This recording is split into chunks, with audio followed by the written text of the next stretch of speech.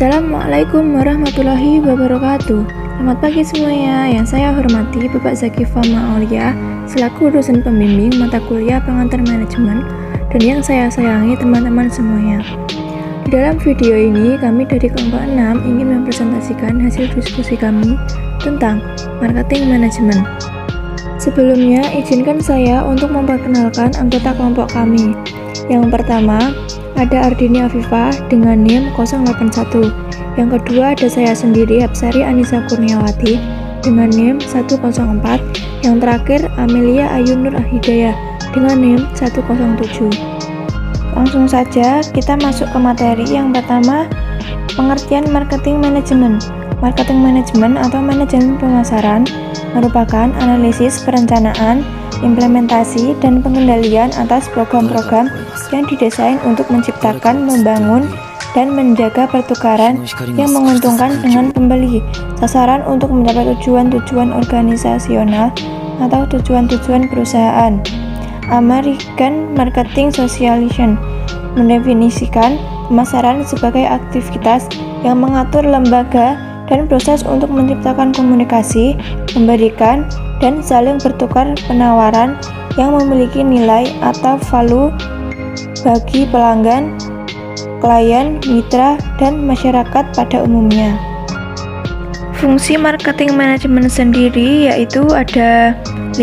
Yang pertama analisis pasar, yang kedua segmentasi pasar, yang ketiga menetapkan pasar sasaran, yang keempat penempatan pasar, yang terakhir perencanaan pemasaran.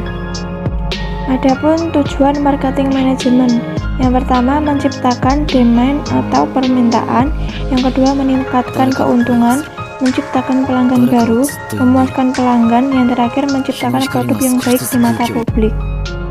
Untuk memahami pasar dan kebutuhan konsumen, ada 5 konsep inti, yaitu yang pertama kebutuhan, keinginan, dan permintaan, yang kedua penawaran pemasaran, dan ketiga nilai dan kepuasan, yang keempat konsep pertukaran, transaksi, dan hubungan, dan yang terakhir pasar. Adapun memahami pelanggan, persaingan, dan perusahaan. Memahami konsumen atau pelanggan dalam konteks upaya pemasaran berarti memperoleh wawasan tentang apa yang akan memuaskan kebutuhan konsumen dan alasan pembelian dan penggunaan mereka. Persaingan dapat diklasifikasikan sebagai langsung dan tidak langsung.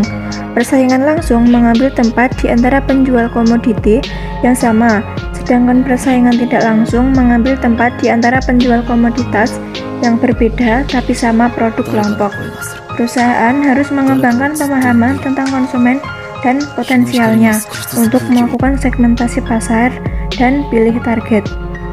Penelitian pemasaran. Pemasar mengandalkan informasi yang diperoleh dari riset pasar untuk menjawab pertanyaan berbagai detail dan fokus. Riset pasar dapat berguna di seluruh proses pemasaran, mulai dari mengembangkan strategi dan taktik masa depan perusahaan hingga menilai program yang ada. Selanjutnya, untuk mengembangkan penawaran pasar terbagi menjadi 2 tahap, yaitu segmentasi pasar dan target pasar. Segmentasi pasar adalah sebuah strategi yang dilakukan oleh perusahaan untuk membagi kelompok konsumen ke beberapa kategori, seperti kebutuhan, karakteristik, maupun perilaku yang berbeda di dalam suatu pasar tertentu. Target pasar adalah suatu kelompok konsumen yang menjadi sasaran pendekatan suatu bisnis atau perusahaan untuk membeli produk yang dijual. Ilmu bisnis biasanya mengelompokkan target pasar berdasarkan tentang umur, sifat atau karakter, dan kebiasaan yang hampir sama. Selanjutnya, untuk memberikan nilai kepada pelanggan. Positioning memberikan fokus untuk perencanaan strategis perusahaan dan membuka jalan untuk taktik keputusan tentang memberikan nilai kepada pelanggan. Keputusan taktik ini disebut secara kolektif sebagai 4P: produk, price, dan promotion. Yang pertama, produk. Produk adalah suatu barang atau jasa yang ditawarkan kepada pelanggan. Harus bisa dipastikan bahwa produk sesuai dengan target pasar. Karena jika produk yang ditentukan untuk dijual sesuai dengan apa yang dibutuhkan pasar, maka nilai penjualan akan meningkat.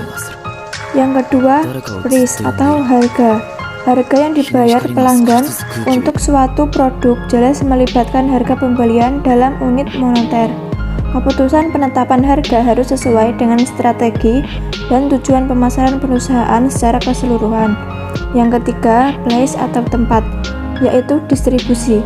Perusahaan jarang sekali memproduksi barang sendiri, membawanya ke pasar dan menjual langsung ke konsumen.